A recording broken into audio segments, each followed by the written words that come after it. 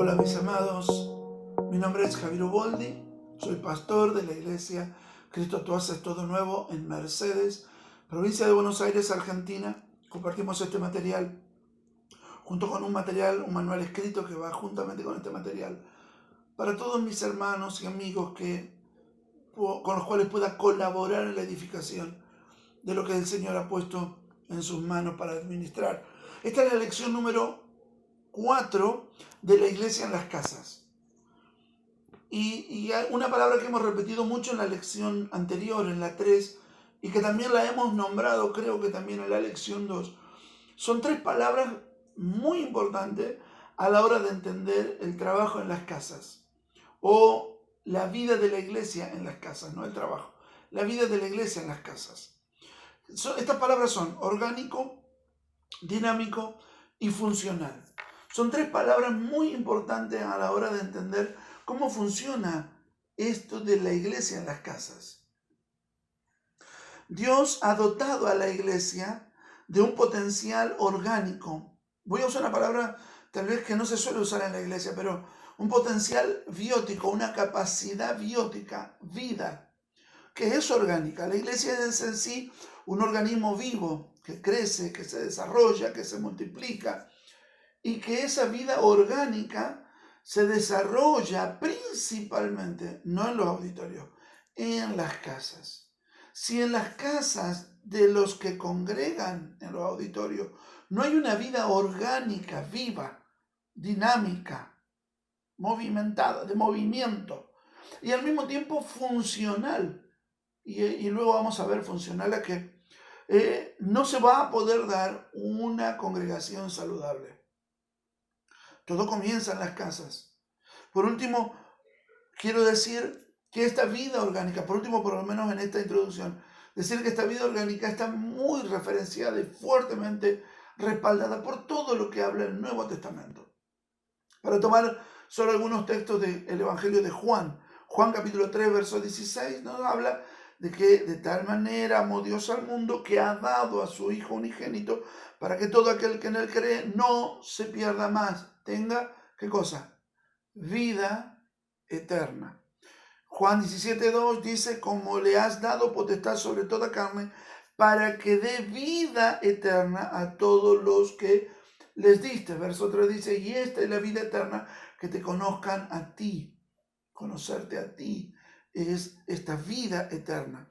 Primera de Juan 5:11 dice, y este es el testimonio, que Dios ha dado vida eterna, y esta vida está en su Hijo.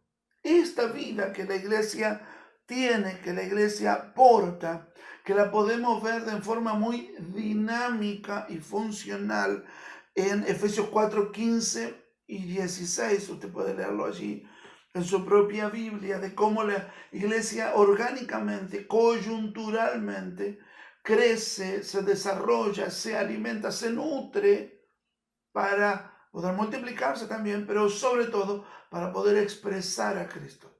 Si esto solo se da en los auditorios, habremos perdido mucho tiempo y muy valioso en las casas. Por eso necesitamos que las casas puedan vivir, y de hecho tienen toda la capacidad para vivir, esta vida orgánica, dinámica y funcional. Lo de orgánico tiene que ver con la vida y con la organización. El diseño que Dios nos ha dado, este diseño maravilloso y glorioso que Dios nos ha dado, nos permite tener esta vida. Es decir, toda vida en la tierra está diseñada, tiene un diseño. Por lo tanto, si tiene un diseño, también tiene una estructura que la contiene, que la resguarda, que la sostiene.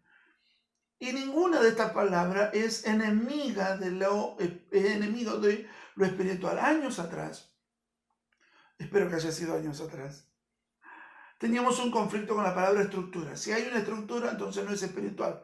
Porque si es estructurado, estructura nos sonaba años atrás a algo que no era espiritual, porque lo espiritual era fluido, líquido, por llamarlo de alguna manera, y hasta a veces etéreo. Pero la realidad es que la Biblia nos demuestra una y otra vez que Dios siempre colocó vida en una estructura. En una estructura que la pudiera contener, no retener, pero sí contener, y que la pudiera sostener en el tiempo.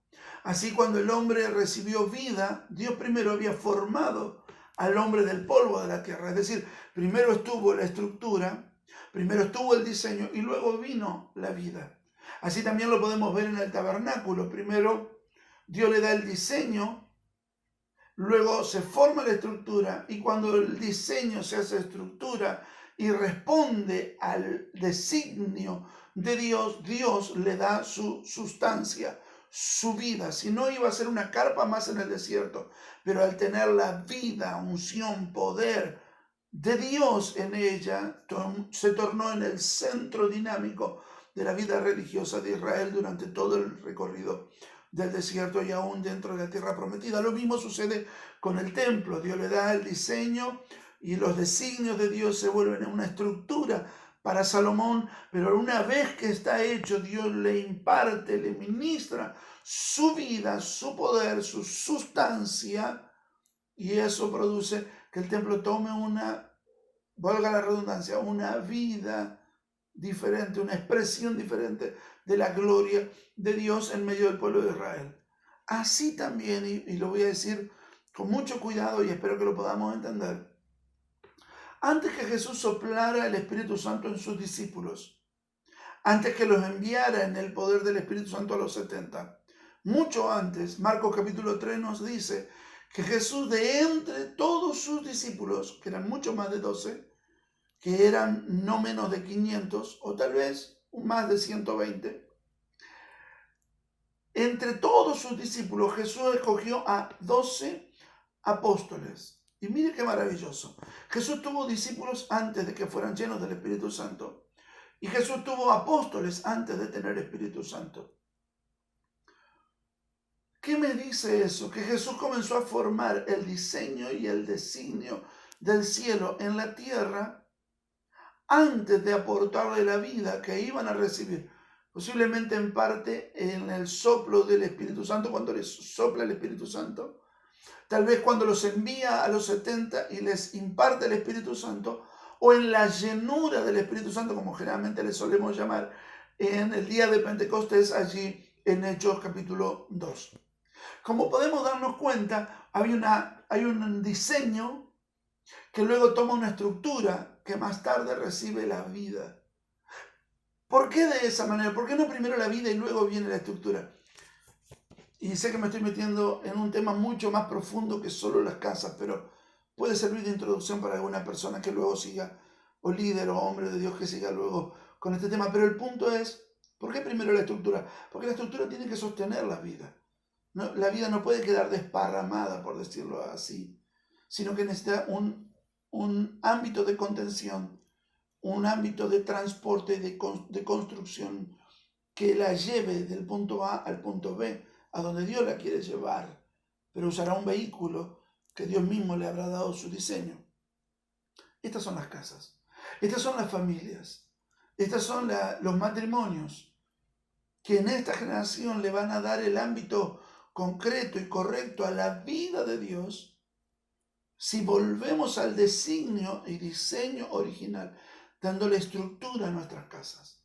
Padres, madres, hijos, abuelos, tíos, familia. ¿Para qué? Para poder construir el ámbito saludable donde la vida de Dios pueda desarrollarse, de padres a hijos, de hijos a nietos. Sé que hay muchas estructuras familiares donde roles de padre y madre se pueden desarrollar por abuelos, tíos, tutores, pero necesitamos ir al diseño original, y el diseño original no era con tíos o con abuelos, el diseño original era con papás y mamás.